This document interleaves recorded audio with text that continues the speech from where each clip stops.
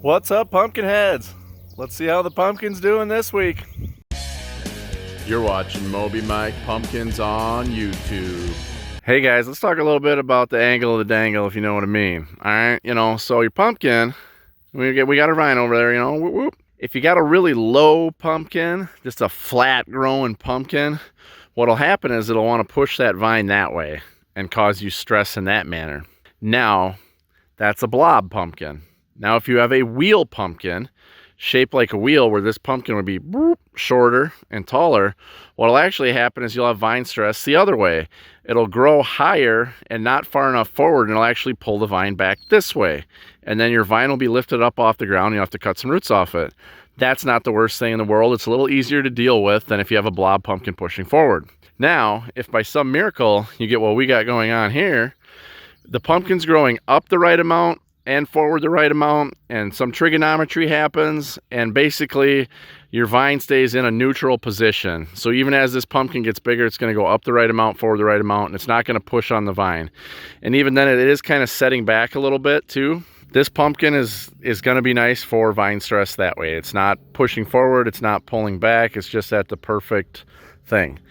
Is there anything you can do to get that? No, not really. Sometimes you just got them where you get a really long pumpkin, and that doesn't want to grow high, and it just pushes so hard on the vine. It just kind of is what it is, and you have to slide that pumpkin back. And like I said, you'll get other pumpkins, wheel-shaped pumpkins, or if they really set backwards on you, they'll actually pull on the vine.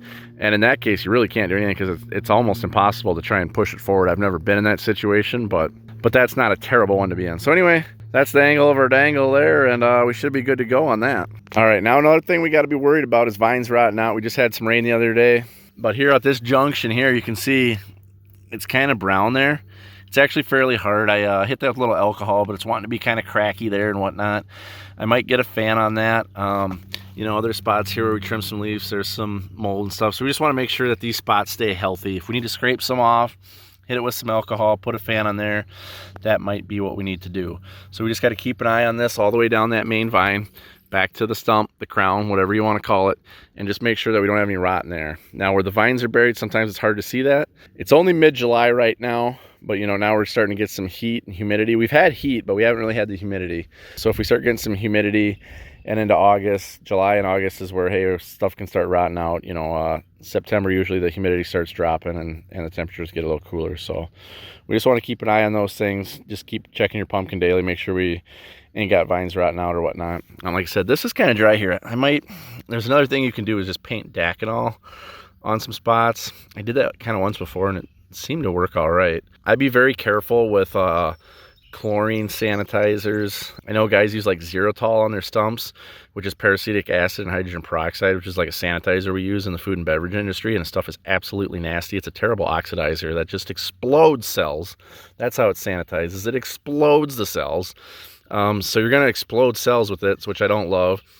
Chlorine, same thing. It's going to break down the cell wall. That's how it kills the bacteria. The alcohol does too, but it's just a lot more mild. Think about what would you put on your hands to sanitize them?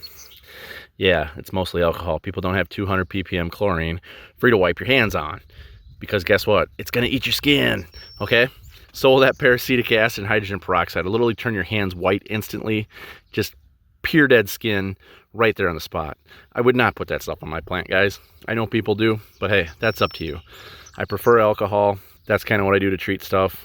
I might do the Daconol because it's kind of a fungicide to keep the stuff from growing, and I don't think that stuff's so damaging on plants. But anyway, so that's just kind of some stuff that we're doing and whatnot. Plant looks pretty good.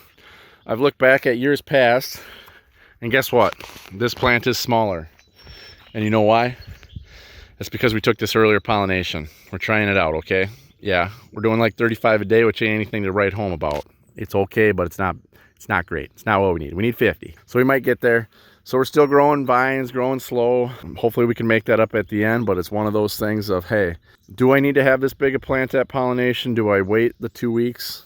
The extra 10 days, I think it would have been. Was it 9 days? Doesn't matter. Get a little bigger plant, a little smaller pumpkin. My pumpkin would be smaller now, but it might be growing faster because it has a bigger plant. It's a balancing point. We went with the earlier pollination. The way off we had in mind was River Prairie. which actually I thought was like September 30th. It's actually the 23rd of September. So actually like 3 weeks earlier than what I would call the big Super Bowl weekend away off. So, hey, I don't know if this then gives us a bigger pumpkin for that or not. Maybe not. But it would be one of the oldest pumpkins at the way off if we did go. Because not too many people, I got pollinated June 9th. Not too many growers from Wisconsin I know are that early. I'm sure there's a few out there. You know who you are.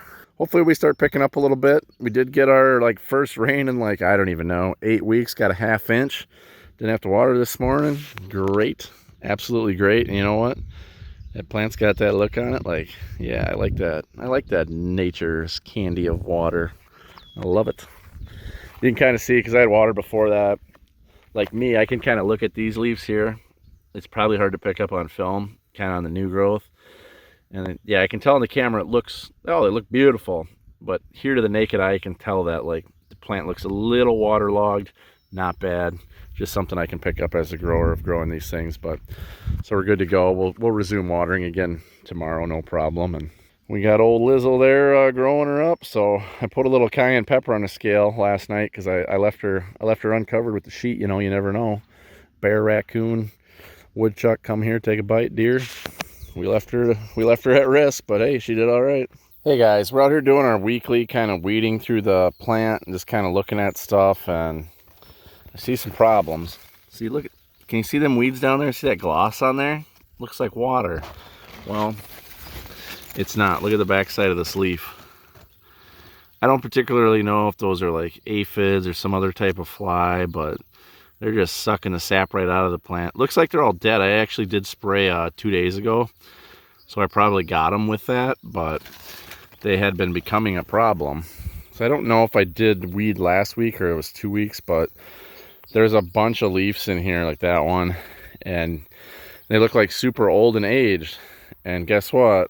We don't want that. We want our leaves to be good all year long, and this could go unnoticed and you just go, oh yeah, it's just aging or whatever, you know. Well, it's full of bugs. So I'm going to cut off these really bad ones even though they look like they're dead.